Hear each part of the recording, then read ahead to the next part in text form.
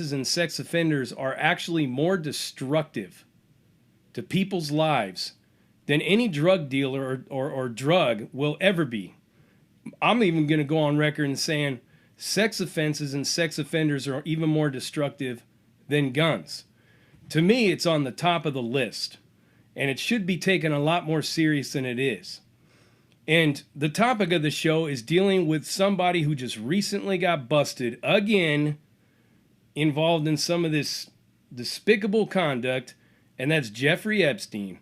That's right, he's that philanthropist financier who's a multimillionaire who's rubbed shoulders with all of these elites that are basically so hypocritical in their pointing the finger at Donald Trump when they all do the same shit. I mean, this dude was even friends with Harvey Weinstein. And all of these people are basically, your kids ain't safe when they're around. And this guy's a perfect example of it. So basically what happened to him originally was that somebody had reported that I believe it was their 14-year-old stepdaughter got taken to Mr. Epstein's house by an older girl. Come to find out later that he had her stripped down and give him a massage. Apparently this man was real into massages. And he really loved to get them massages. It's real cold piece of work, this guy right here. All right, so you would think that this dude would get a bunch of time, right? I mean, they went into his house, man. It was a 53-page indictment on this guy, federal indictment.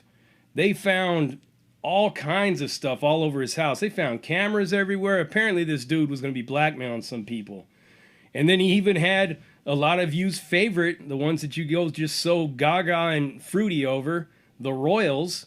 He had Prince, I think it was Prince Andrew over there hanging out, you know, fondling around and stuff. And a lot of other people. I mean, this dude had a laundry list of all kinds of people that he could blackmail. Well, anyways, they found various pictures all over the place, and all kinds of witnesses were coming forward, or victims rather, were coming forward and basically talking about their experience with Mr. Epstein. And you would think they were going to throw the book at him, right? I mean, this dude was responsible for potentially destroying thousands of young girls' lives, right? What did he get? What did he get as a result of that? So this 53-page federal indictment that was brought out by Alexander Acosta, then the United States attorney for the Southern District of Florida, agreed to a plea deal in which the government agreed to grant immunity from all federal criminal charges to Epstein, along with 4 co-conspirators and any unnamed potential co-conspirators. The deal halted the investigation and sealed the indictment. Epstein agreed to the plea to plead guilty to state prostitution charges and register as a sex offender and pay restitution to the 36 victims. There are probably thousands more, but you know, their name didn't get put in there for whatever reason. And that's that. That was it. That's pretty much all that happened to this man. Now think of it like this, okay? Think of where we're at in this world, in this country with these elites. Did a lot of people roll their eyes when I basically counter with an objection on anything when they're talking about, you know, how horrible the president of the United States is, how this and that, when all of the people that they listen to are just as bad. And this is the point I always try to make. Now, I'm not a Republican. I'm not a fan of the president. Personally, I believe all politicians are the same, even if they don't have any experience in politics. That's never the point of what I'm trying to say. The only point that I'm always trying to make is the hypocrisy in the system itself. The hypocrisy of it all. I mean, we could go all the way into guns. We could go into drug charges. We could go into the pharmaceutical cartels that are reaping and reaming the American public, and I could go on. And all these people are the role models of a lot of this snowflake culture that not only has infiltrated the G life and the hip hop world and everything else, but is basically everywhere. I can't throw a rock in any one direction without hitting somebody that has these leanings. And for somebody like myself that's objective, that stays on the outside looking in, that doesn't take a side on any of this shit, right? I have to ask the hard questions. Number one, where are you getting your information from? Number two, what kind of smut do those people have on them? And number three, what is the solution to dealing with these people that a lot of people want to depose or get rid of? And in dealing with these sex offenders, specifically high-profile ones like this guy right here, Jeffrey Epstein, there needs to be a lot more of a boot put on the back of the neck of these people. I mean, this man got off with a deal of a lifetime. With the deal of a lifetime, right?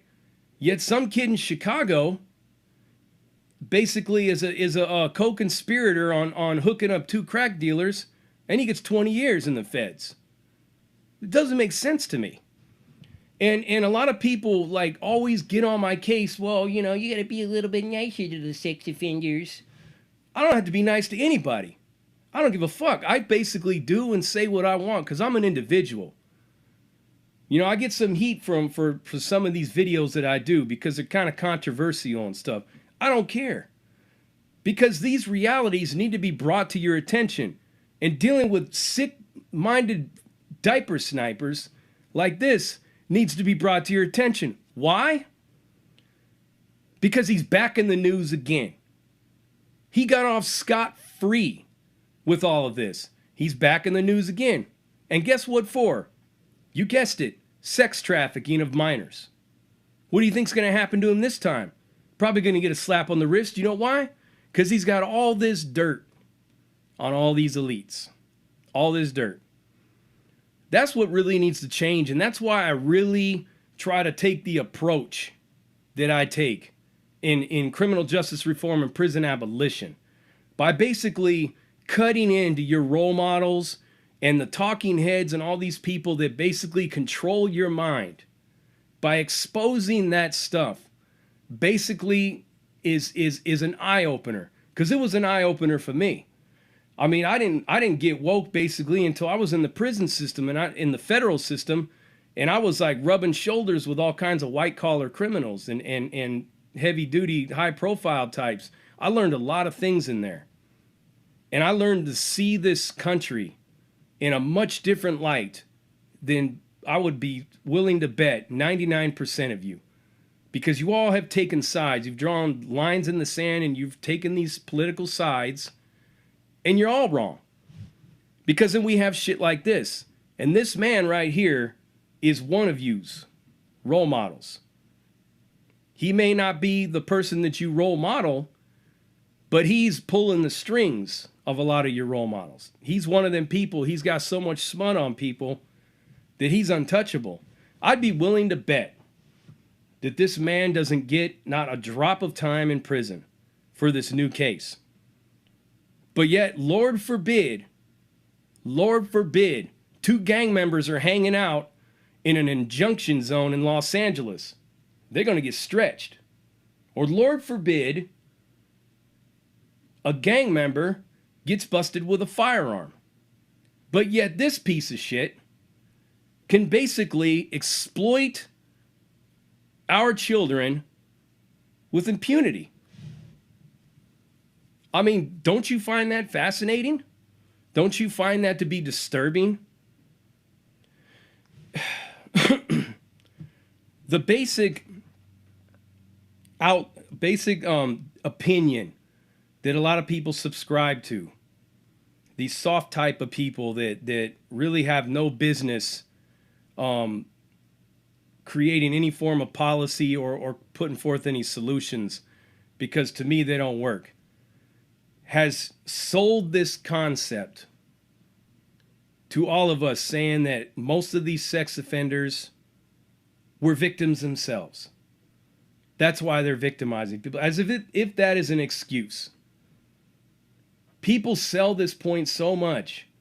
I even watched a TED Talk one time that said that pedophiles should be considered a sexual orientation and they should be protected under hate crime laws. They've already got hate crime laws to protect them. It's crazy, isn't it? A gang member, just a simple gang member, don't have a hate crime protection, but a child molester does. And I could tell you, man, that sex offenders, whether they physically harm a child or they're in the business of circulating child pornography, are co-conspirators to a greater problem, destroying people's lives, destroying their lives. And to sit back and say that, well, we got to help them, we got to do this and this and that. Yeah, man, I'll help them to the guillotine. And you can get mad at me for saying that, but I feel strongly about this because it's something that's dear to my heart. Because I've been exposed to people like that. A lot of you know this. And that kind of stuff destroys lives. That kind of stuff is so commonplace in these prisons that well over 90% of the prison populations in this country suffer from some deal of trauma. Some skeleton in their past has led them to self-medicate, set them on a self-destructive mission of a life of crime, antisocial behavior, all of these things. But the tough on crime approach doesn't address the trauma that creates all the circumstances of criminal conduct. They restrict our rights. They take all our rights. Our gun rights are gone. Our voting rights are gone for a certain period, some places forever. We can never be federally bonded. We can never run for federal public office. We can't even practice law or get a medical license. Second-class citizens, 13th Amendment slaves. And a lot of these people that are in this situation are victims or survivors, depending on what degree of coping with their circumstances, their experience is.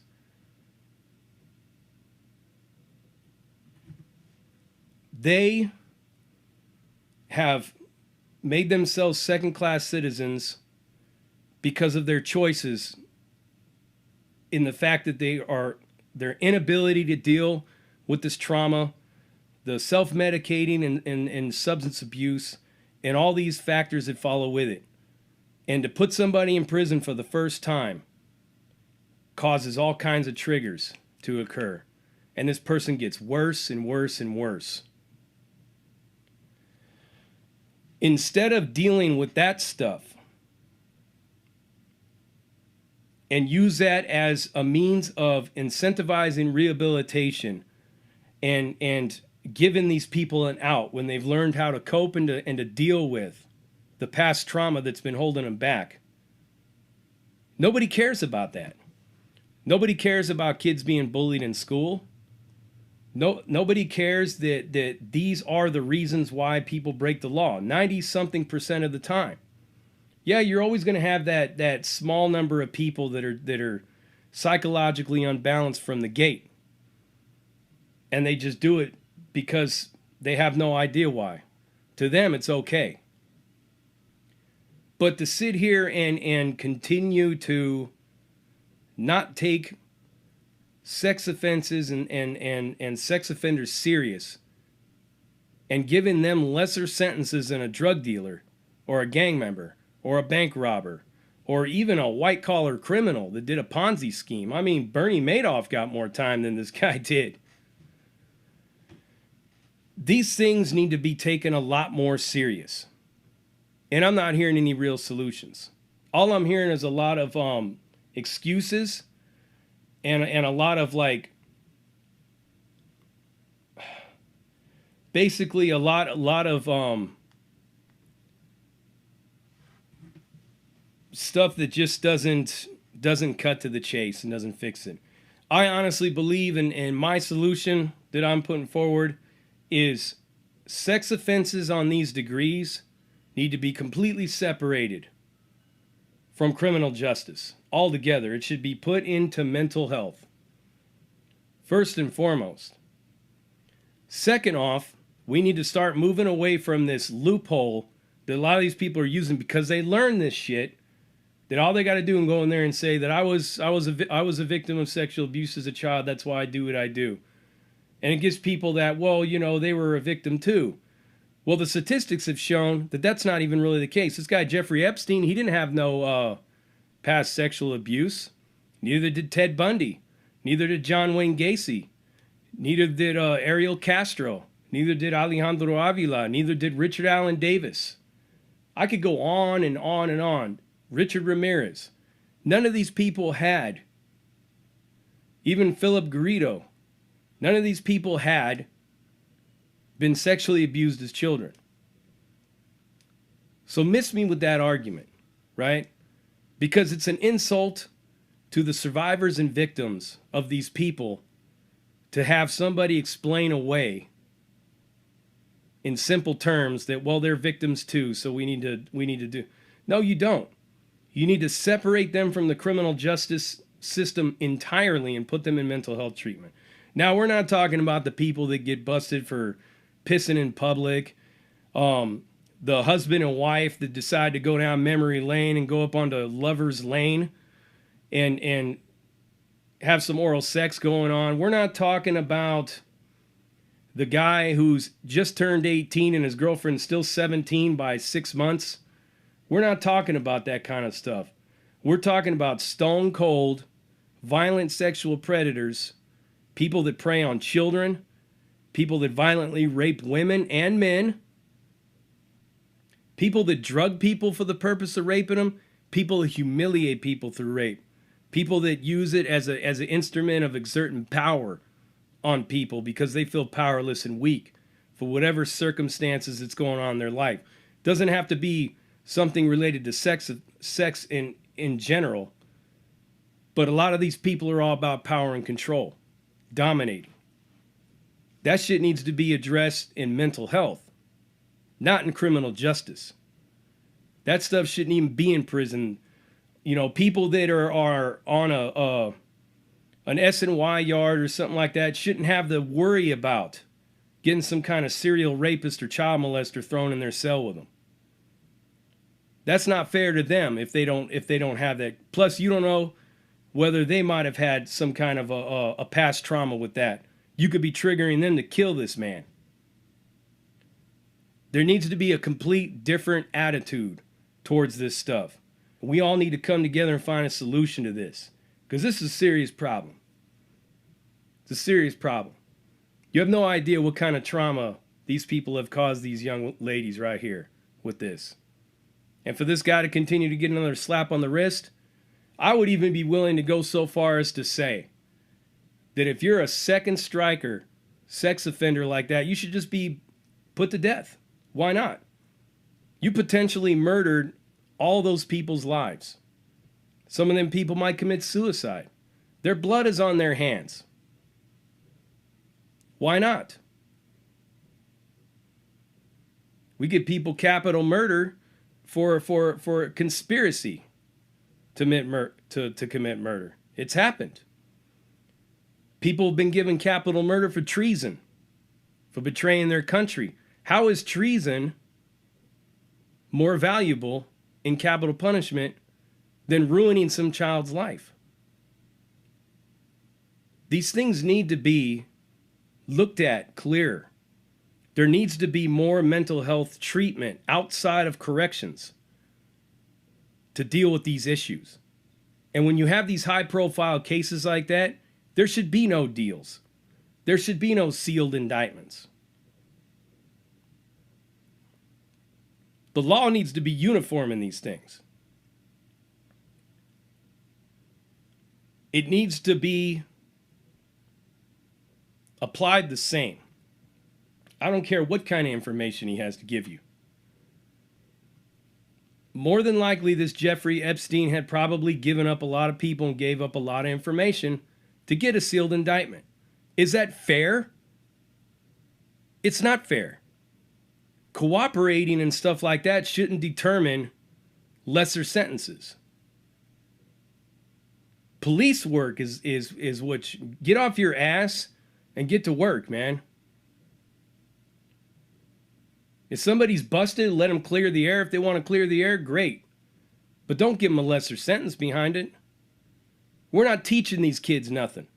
We're teaching them that they can find a scapegoat every single time to get themselves out of trouble. Because we give it to our elites, our role models. They're the ones that get the breaks for all this stuff. We get stretched out no matter what happens. This man right here should be locked up for life in a mental institution. They need to lobotomize his ass, castrate him if possible, basically pull out his brain and poke and prod and electrocute it to try to figure out what the hell it is that's causing him to keep doing this stuff.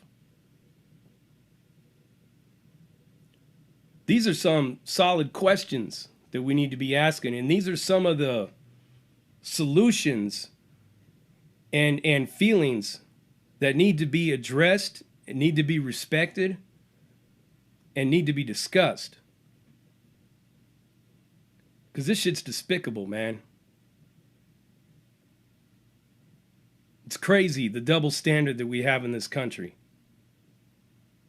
Where a kid who's trying to survive by selling crack cocaine, heroin, or marijuana methamphetamine is looking at years in prison. But this dude gets a sealed indictment for destroying children's lives. Get with the fucking program, people. You need to start waking up about a lot of this shit. I feel very strongly about this because there's just so much hypocrisy and double standard all around me in all different aspects of life. That sometimes I feel like Henry David Thoreau and I just want to go out Walden civil disobedience on this world. Cut myself off the grid and become like Grizzly Adams up in the mountains. It's crazy. It's crazy that somebody that was formerly incarcerated, like myself, has a clearer picture of what the world really is than a lot of you do. Get with the fucking program. Quit whining about all this stuff that don't matter and start addressing the shit that really does. You're dealing with sex offenders, they need to be separated from the criminal justice system once and for all and locked up in a mental hospital possibly forever until somebody figures out just what the hell is going on inside of that person's mind. It's not a criminal offense. It's not criminal conduct. It's not antisocial behavior. It's not trying to get your hustle on. It's not trying to beat your environment. It's just pure insanity. And that's all it is. And I'm calling it for what it is. And anything else, I'm calling bullshit. On that, I'm out.